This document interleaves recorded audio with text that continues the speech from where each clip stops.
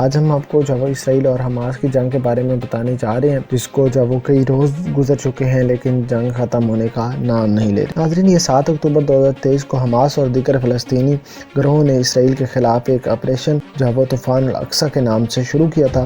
اس حملے میں زمینی اور فضائی حملے شامل تھے۔ حماس نے اسرائیل پر تقریباً 4300 سے زیادہ راکٹ داغے، جن میں سے اکثر کو اسرائیلی فضائی دفاعی جو نظام ہے ان کا، جو کہ آرٹیفیشل انٹیلیجنس پر کام کرتا تھا، اس نے جو مار گرایا۔ اور اب جو اسرائیلی فوج ہے اس نے بھی غزہ کی پٹی پر سینکڑوں فضائی حملے کیے ہیں، جس میں فلسطین اور جو وہ حماس کا بہت زیادہ نقصان ہوا ہے۔ 10 اکتوبر تک حملے میں 970 سے زیادہ افراد ہلاک ہو چکے تھے، جن میں 600 سے زیادہ اسرائیلی اور 370 سے زیادہ فلسطینی شامل تھے۔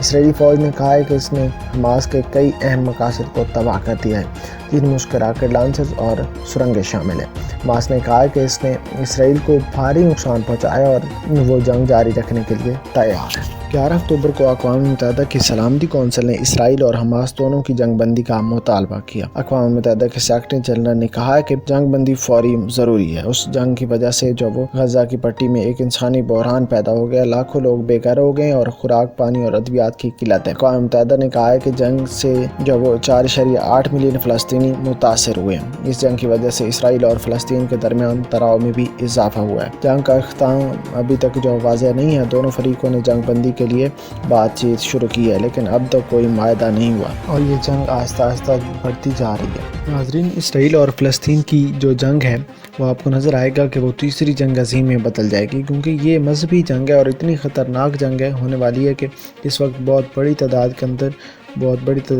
میں اسرائیل نے وائٹ فاسفورس جو بم ہوتا ہے وہ استعمال کرنا شروع کر دیا ہے۔